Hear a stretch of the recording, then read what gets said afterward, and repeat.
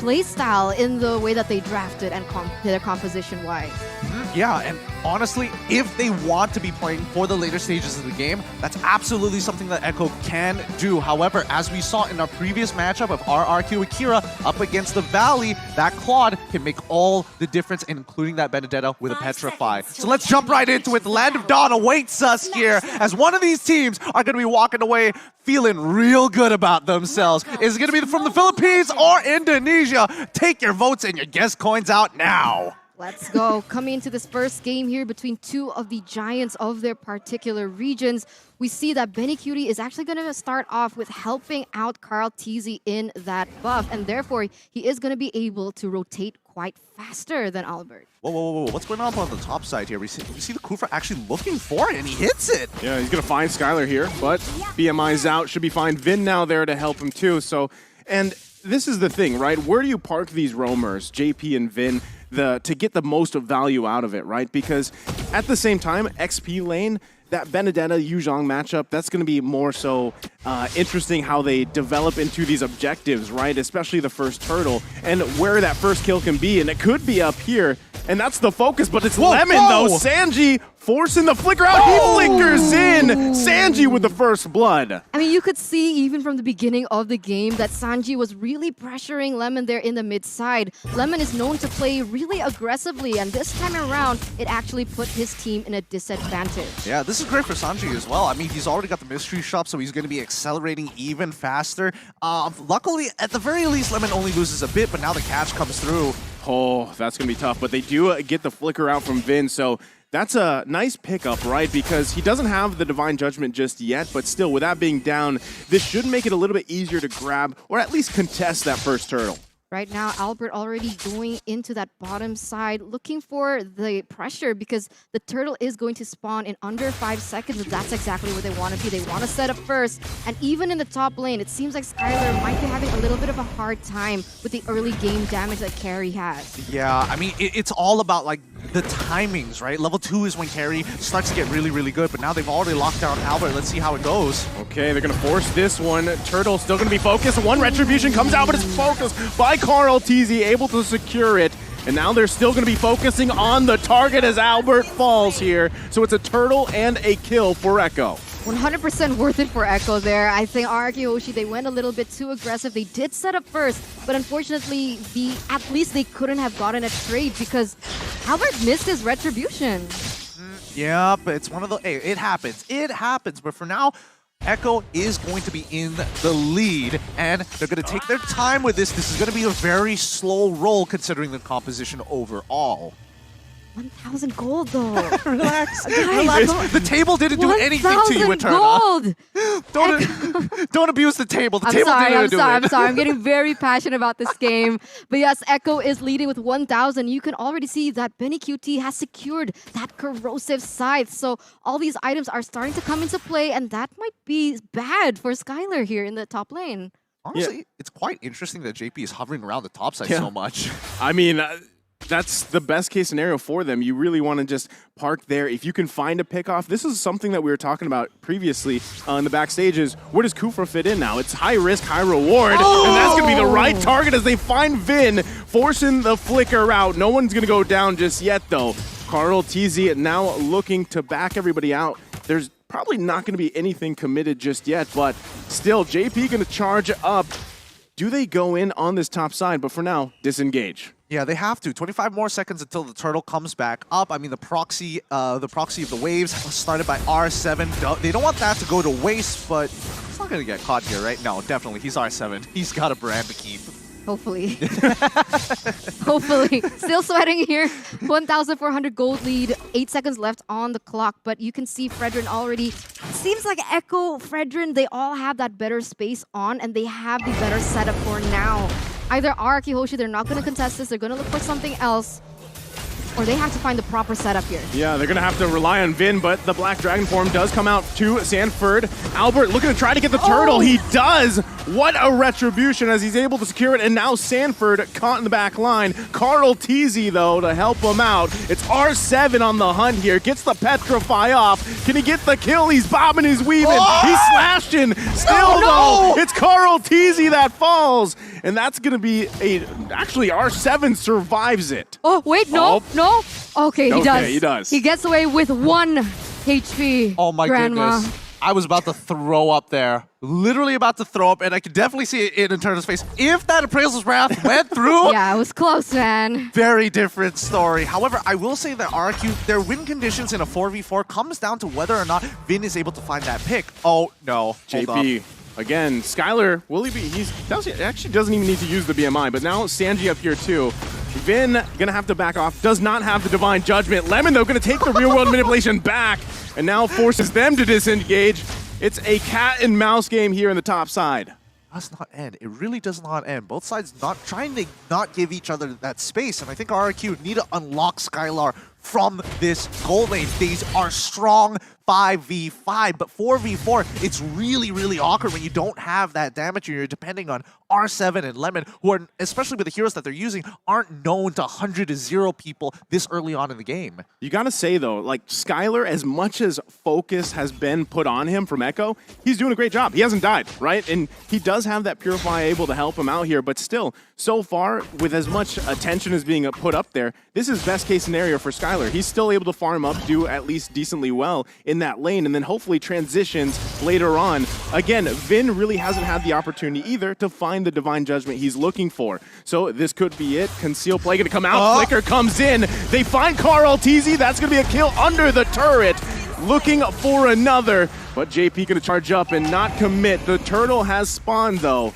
So now does RRQ look to take the turtle here with Carl TZ down. Doesn't seem like they want to. They have a man advantage though, so it should favor them in particular. But look at Benny Cutie. He is so focused on those objectives. He's gonna get a tower on the top side. But oh my god, Albert! They're gonna find Albert here. Quite a few combinations coming out. Albert gonna fall, but look at the damage from the Electo final blow. R7 gets Sanford. It's Skylar that grabs the kill. Benny Cutie on the backside. He's in misplaced. Benny Cutie though with a play before he goes down. He's one hit away. Wait. Benny Cutie survives. Oh, 2 for 2 for now, but that was beautifully done by Echo. Okay, they did have a lot of casualties, but they are going to be able to force and push RRQ off this next turtle and even perhaps take it for themselves. The pressure is on. Did Benny QT just first item Wind of Nature to survive that with 1 HP? We're gonna have to check the items in a little bit. There's just so much action happening across the map. It's hard to keep up with it this time. I mean, there you go. Items. Oh my goodness. Wait, having a He look. has it. Yeah, he has it. But he had Second the item corrosive already side, gone, but yeah. he had the corrosive side, which is actually really important here because if he did not have that corrosive side, Skylar would have easily just walked away from the fight. Man, that is such a clutch moment to have that too, and just the way that all played out. Again, Benny Cutie able to grab that early kill does set him up here, but Skylar still, right? He's managed to grab 2 himself, so those marksmen, those gold lanes are really going to pop off as we get into the further part of the mid to late game here. Oh, I will say that Skylar has a bit of an advantage with the golden staff, but until we see the man, the myth, the legend, Benny QT get one for himself, that's when he's really going to show his stuff here. Oh, Vin no. is just waiting to see if they can. Both real-world manipulations come down, but look at the damage from Sanji. Able to grab a kill, Lemon falls. Carl TZ on the backside, though, now on the hunt for Skylar. Pokes him a little bit, but not able to commit. The taunt's there. Vince could be in trouble here. JP, he's actually gonna survive, so doesn't have that follow-up they needed there. No. 2 of the members from RRQ Hoshi, they weren't focused on that. They were trying to get objectives in the top and the mid lane, but now RRQ Albert, he could be in trouble as Echo once again getting another tower in that bottom side. Again, the slow roll, this is what I was talking about. As soon as Echo was able to actually get that lead, they're going to slowly start bleeding RRQ out until they have no more resources left. And it's going to be highly dependent on Skylar to try and get to that game. But the later stages, yeah, look at this. R7, again, I'm not even worried. Look at the Classic just going at it. An absolute OG, naturally with his own mechanics, gets out of the situation. But yes, Echo is playing for late, and that's where we have to keep our eyes out for. But even then, Sanji's already popping off with that damage. I mean, he doesn't even have any damage items per se, right? He has the frozen, the Ice Queen wand, and he also has the Enchanted Talisman, so more cooldown, more to utility. But even then, the damage already felt, and even Lemon was taken out before that. So very well played by Echo in terms of that team fight, as now both teams are going to start centering and focusing on the next objective, and that is going to be the First Lord. Well, I don't want to be that guy that said, Lemon's taking all that damage and died, but that was kind of on him for the most part. Well, I mean, either way, both teams here in a good position for this First Lord. I think it's just going to be juggled around a little bit as both teams do the Lord dance, as we've seen many times before. But still, there's the golden staff pickup for Benny Cutie here. So if he can get in that range that he needs to be, this could be a very bad position for RQ to fight in. I agree. But on the flip side here, we can see R7 already clearing that top side, putting a little bit of pressure, as here JP misses his ult. JP's going to miss that, but Albert poked a little bit here. Black Dragon form going to come. Who does secure the Lord? It's going to be Carl Teasy with the Retribution. But on the backside they go. Electo final blow. It's R7 that falls. Benny Cutie, though, and Sanji. 2 down for RRQ. Carl Teasy still on the chase to push him out. And now the eyes are set on the tier 1. It looks tough here. I mean, the fact is, Echo is playing as a 5-man unit. RRQ just one man, just a little bit late to the party, and even Skylar just struggling to find the opening to get into that middle, get into the middle of the fight. So they're just cutting their losses for now. Oh my god, the pressure coming in from Echo. Now they're focusing on the mid side. They're trying to clear the waves as fast as they can because they have a Lord to cover here on the bottom side. Kyle T's going to take away that red buff as well. This is looking quite chaotic for RQ. Oh, Albert going to get caught here in a bad position. He's going to heavy spin, try to get out of there, pushing Carl Teasy into the turret. Able to grab a kill himself. Albert with a pickup. They lose that turret, though. Does Echo press this situation here? JP going to jump in, finding Albert. Rear world manipulation going to come down from Lemon, forcing Echo back a little bit here. Black Dragon form committed. It's Albert 1 hit away as he goes down from Benny Cutie. No Lemon way. falls 2. JP into the deep of the base, but R7 with a massive play. Electo final blow committed as 3 fall for Echo. Oh my god. Oh. What was that sound, Gideon? What a I mean, there's just so many moments. Gideon sound. It's still sorry. It's just the ad libs at this point. But like Benny QT, when you see somebody get to that level of attack speed, you don't get to see people survive it that often. No. I mean, just look at this. Albert, he dies. You're expecting that. Lemon dashes one time forward, takes 12 auto attacks and dies instantly. And look at this, Vin also taking so much damage, but this is the masterpiece. R7 able to deal out so much damage there in the bot side, and even buy enough time for Arki Hoshi to kind of recalibrate themselves into this next part. But we're going to take a little look into the items first. Looking at R7 right now, he's currently 3 items. I think he's building into a Malefic Roar for his 4th. Looking at Skylar, he's in a good position with 3 items in and of itself. But if we're looking at supports, that's the big difference here. Because with the supports, they're building as tanky as possible, but Immortality makes all the difference for a Kufra. Yeah, I mean, I gotta say, the question about Kufra, where does he fit so far? Because he's kind of, in a way, that hero has fallen off a little bit. But so far, JP's doing an amazing job at really finding the setups that he needs to, utilizing the Kufra here. Especially, I mean, with Sanji setting up those perfect real-world manipulations so far, Lemon's doing it too. But the thing is, I haven't seen Vin just yet exactly find the mark he does. He has the 7 assists. He's finding targets. But if he can cancel out Sanji, that's going to be a huge play for RQ. Oh, no. Okay, that's a good disengage. Nobody is going to, bite the bullet for now. And I think our RQ also understands, like, yeah, we're slightly behind, but it's not the end of the world.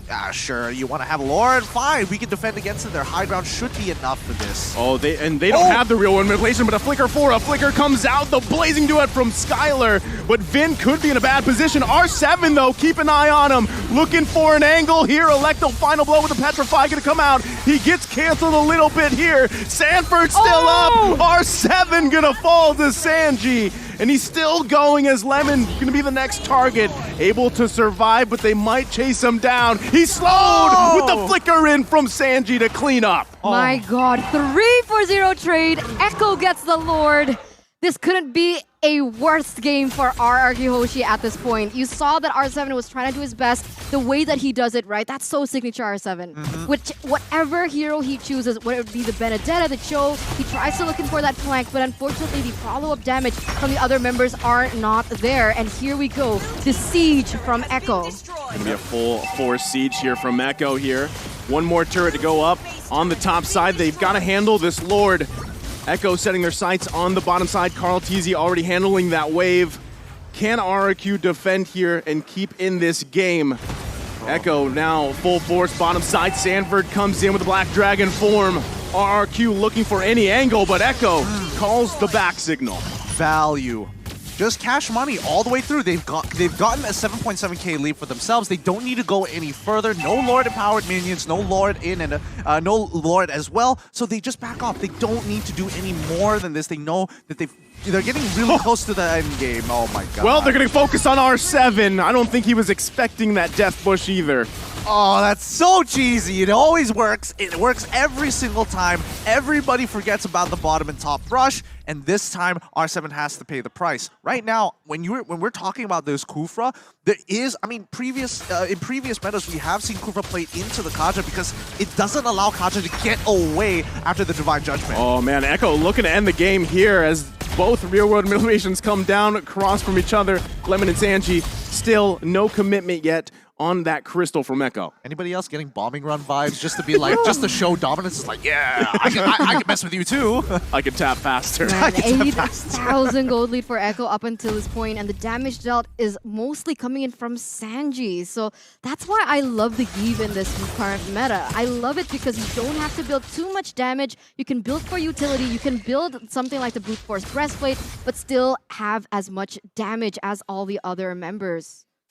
Well, I mean, it depends on the person. I'm more of a Farsa kind of guy. Oh, Yeah, okay. I like both, but you know, Gord #1. But going back to it, did you see the discrepancy in the damage dealt? Right, you typically when you see that Valentina picked up against a Eve, you kind of expect them to be in the same ballpark, but it was a huge difference. And that's just the fact that Lemon hasn't been able to get in range to even take that ultimate or use it the way he wants to. And that is also a big part because of the fact that they have Sanford, right? Yeah. That was a problem. They picked up Sanford, so even if the Valentina wanted to take the real-world manipulation, it could be a little bit more difficult because of the damage input that he's taking from Sanford himself. And on that note as well, that's the thing about Lemon, dude. That's what caught me a little bit surprised because Lemon's great when he gets it. He's like a double-edged sword for RRQ.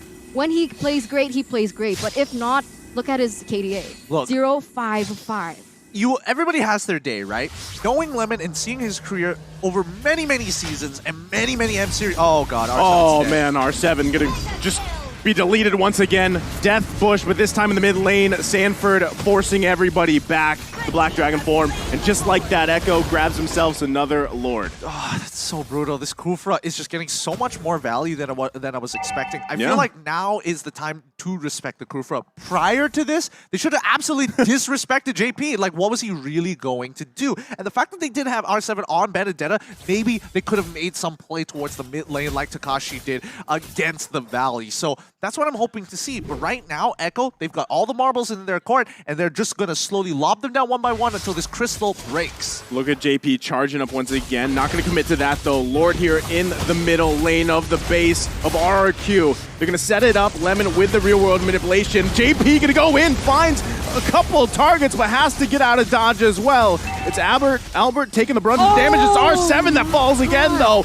Echo still pressing the situation here, looking to end the game as Vin falls and they find another. Benny Cutie free-firing in the backside, and now it's going to be the crystal worked on. Echo takes the game against RRQ.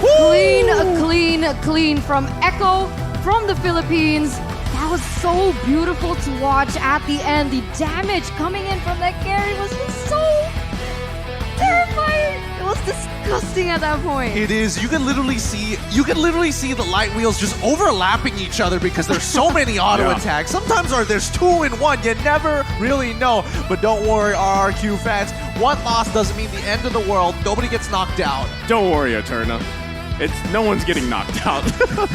if you heard the fist bump on the table, that was a turn up. I'm stressing in my seat, but I gotta say that was a really well done performance by Echo. I don't know why you're looking at me in the eyes. It was great, nice move. Hey man, great. I always support the winning team. I was gonna say the safest guy over there, Gideon. But still, again, going back to this, I think JP did an outstanding job, right? Really because did. JP or Yawi, whichever is going to be playing, and there's still more room for switch-ups too, right? As the tournament goes on, again.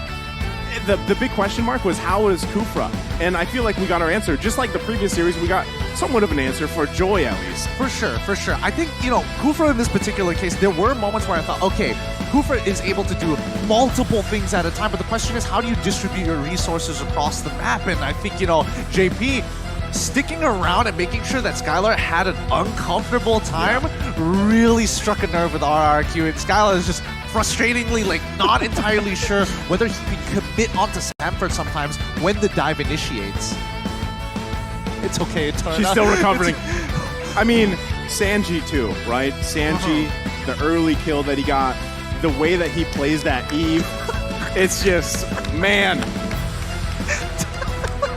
I have a question though. I was curious, right? Because in the drafting phase, RRQ banned Cho first in the first phase. Yeah. And I thought that would be great if he was going against Yawi in that roamer position because Yawi's really known for his Cho. But even without Yawi, is JP like a Cho player as well? Or what's going on? Because I don't know much about JP. The whole Philippines is a Cho player. I mean, interesting. They love their TikTok point. Cho plays, and it's there. I feel like any avid fan of Mobile Legends Bang Bang can usually they when they want that tricky, flashy hero, Cho's one of them. He's on the top of the list. Yeah, because somebody played Cho yesterday and didn't really do good. Yeah. Well, to each their own. I personally feel that at the end of the day, the draft really made a huge difference here. And I think, RRQ, with the performance just now, the only thing that could have really been done a little bit better is the utilization of Valentina. There were other options than just the real-world manipulation. Yes, it's the biggest bang for buck, but maybe consider going for, I don't know, Kufra's Tyrant's Revenge. That might have been the game changer here for RRQ. And it's confusing because Lemon is usually very sharp with those because I've seen time and time again where he uses the perfect ultimate in the perfect moment, but I honestly didn't really see that. So is Lemon shaky? Is he nervous? Not really sure what's going on. Just one thing to add to that. I think it was the Bush play. They did such a good job at taking away that vision for Lemon to actually get those ultimates. Interesting. I think it's really tough here. No matter what, nobody can really face check. And even so, I think Echo played a lot better when it came down. Because a lot of the fights just came down to how many people do you have? 5 people compared to 4 people. 5 people compared to 4 people. Every single time. RRQ, whenever they won, they had 5 people. And again, they're banking a lot on Skylar right now. But the lack of damage from their overall team composition makes it very frustrating because Echo, again, a lot of bruisers, a lot of real ways to slowly cut down your opponents. Huh. That's exactly what you think it is. Yeah. What? It's called greed. Please explain. It's one of those cheat codes called greed is good, and then you just I know it. popping off the queen. Honestly, when you have Queen's Wings at this stage of the game, it's like you're top tier. You know that you're not going to die, and nothing really threatens you at this stage of the game. Well, that's what I'm saying. If you're in the mindset of Benny Cutie here, you're so well protected. Why not go in that way, right? Because again, when you have Carl Teasy on that Fredrin, you had JP just all over the place, and then Sanford causing havoc with the Black Dragon form. Sometimes it was disengaged, sometimes it was to engage. It worked out so well for them to allow Benny Cutie to play like that. Now, coming down into the damage charts here, right? In terms of team fights, I mean, Min was part of every single one of them, but Sanji makes his life so very difficult because even if he catches anybody else other than Sanji, Sanji punishes him. Not only that, you have the Kufra. Every time you land the Divine Judgment on the Fredrin to stop him from retribution, bam, bouncing ball, can't pull him back into his own team. He